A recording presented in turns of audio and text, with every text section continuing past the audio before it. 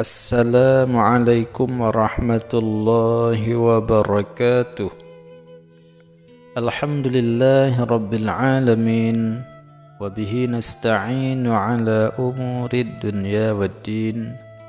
Wassalatu wassalamu ala sayyidina Muhammad wa ala alihi wa sahbihi ajma'in.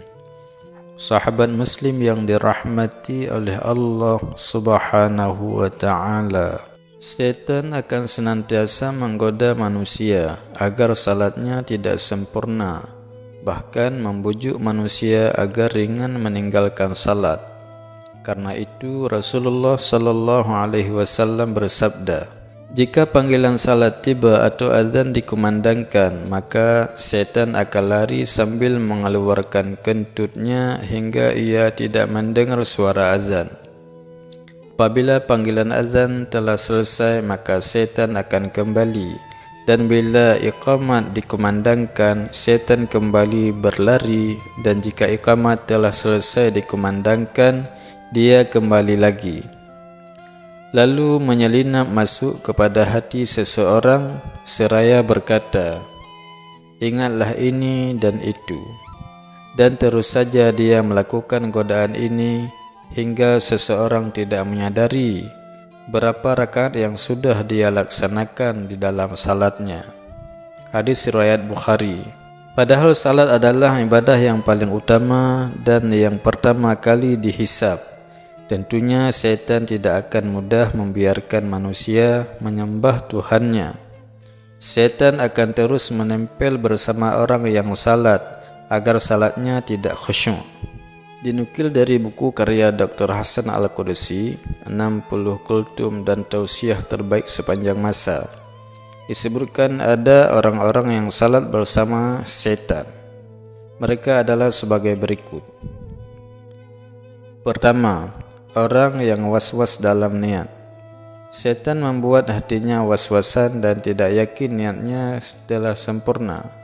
Mengulang takbir berkali-kali hingga imam ruku' bahkan sujud, ia masih saja dipermainkan setan dalam niat dan takbirnya.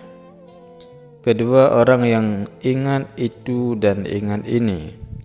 Saat tengah salat, setan akan mendatangi manusia untuk mengingatkan berbagai urusan hingga salat seseorang menjadi tidak khusyuk. Dikisahkan suatu hari Imam Hanafi didatangi seseorang yang kehilangan barang. Ia lupa menaruh barangnya. Oleh Imam Hanafi, orang itu dianjurkan untuk salat sepanjang malam hingga menemukan barang yang dicari. Namun baru setengah malam menjalankan salat, setan membuatnya ingat lokasi barang tersebut. Ketika ditanya mengenai hal tersebut, Imam Hanafi menerangkan bahawa setan tidak akan senang apabila seseorang hamba khusyuk dalam salatnya, sehingga setan akan membuatnya mengingat apa yang ia lupakan saat salat. Ketiga, orang yang merasa ragu buang angin.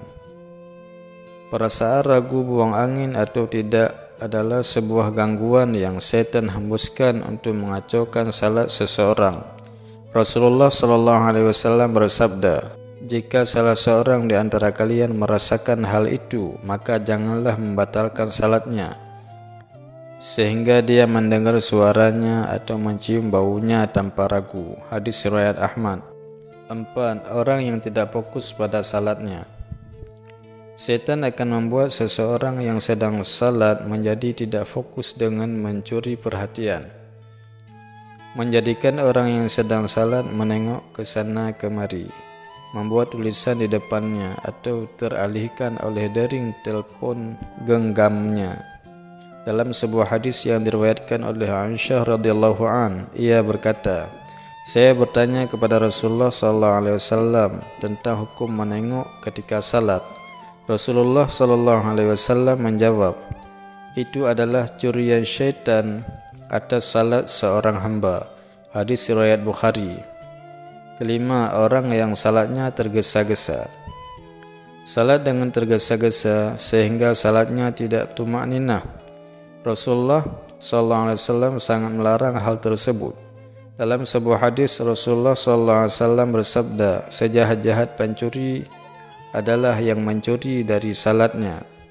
Para sahabat bertanya, wahai Rasulullah SAW, bagaimana mencuri dari salat. Rasulullah SAW berkata, dia tidak sempurnakan rukuk dan sujudnya. Hadis riwayat Ahmad. Dalam hal ini Rasulullah SAW menganggap perbuatan mencuri dalam salat lebih buruk daripada mencuri harta. 6. Wanita yang salat ke masjid menggunakan wangi-wangian. Menggunakan wangi-wangian kepada wanita saat ke masjid adalah salah satu perbuatan yang Rasulullah SAW larang.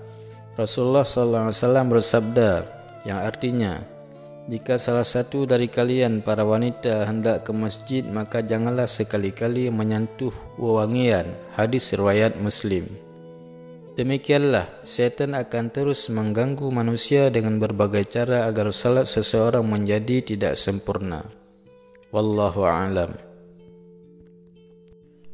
Wassalamualaikum warahmatullahi wabarakatuh.